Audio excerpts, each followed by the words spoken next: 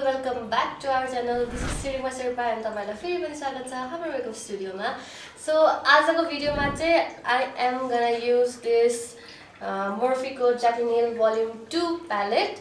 So यही eyeshadow use गरेर I'm gonna create my look today. So I am really excited किनभने यो मैले अस्ति भर्खर लिएको. So यस्तो ट्राई गर्नलाई एकदम धेरै एक्साइटेड छु. So ढिला नगरिकन let's get started.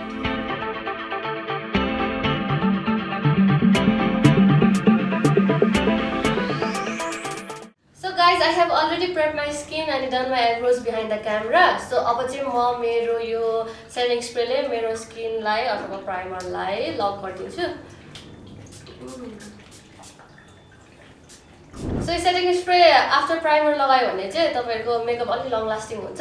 That's why I'm doing this and you guys can also try this.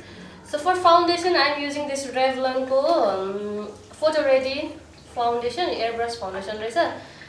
यो मैले ट्राई गरेको छैन. So I am trying this and तपाईहरुलाई कस्तो हुन्छ भनेर म भन्छु.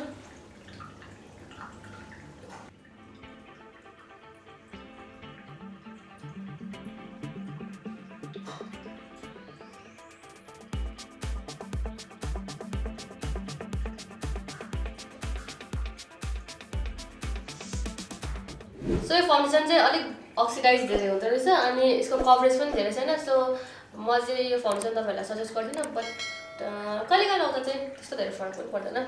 So now for concealer I am using this Maybelline को concealer.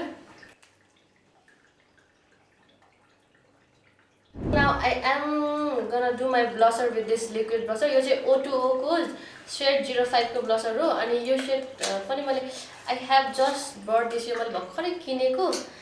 And then I am really excited to try this and show you guys यसको रिजल्ट कस्तो हुन्छ भनेर.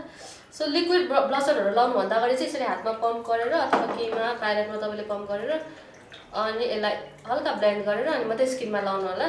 सो यसको फिनिशिङ अलि मजाले आउँछ. डाइरेक्टली फेसमा लाउनु भयो भने चाहिँ अलिकति यसको फिनिशिङ आउन गाह्रो पर्न सक्छ. So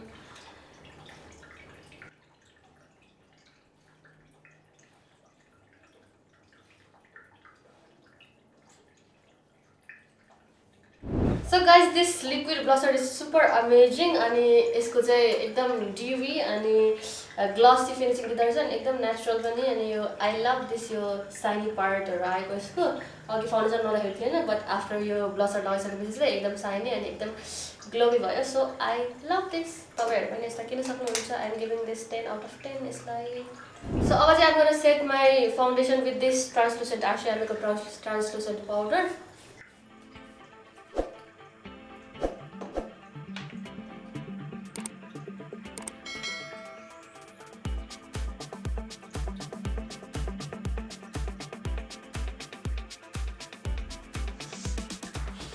So for now contouring को लागि चाहिँ I am using this Wet n Wild को contour palette.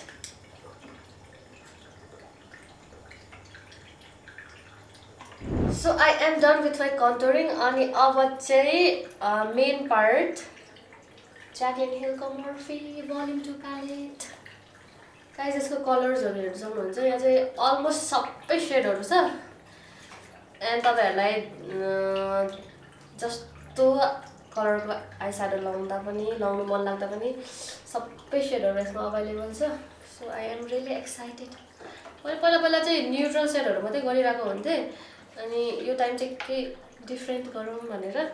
So I just but this अनि अब यसको लागि चाहिँ I am gonna go with यो यसको पिंक शेडहरु. पिंक र पर्पल शेड अलिकति धेरै रहेछ. सो आज म तपाईहरुलाई पिंक शेड युज गरेर आई मेकअप गरेर देखाउँछु. So upper crease को लागि चाहिँ I am using this Love Handle shade यसको.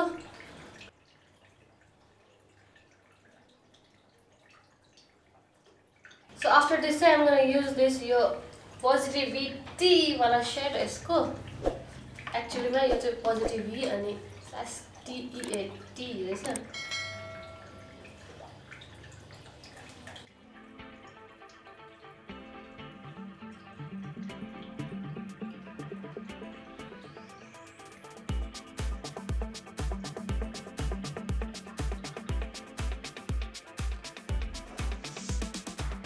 So after you set positivity सकिसकेपछि चाहिँ I am using this dance party वाला shade अलिकति vibes आओस् भनेर dark shadeहरु अलिकति different colorहरु पनि try गर्दैछु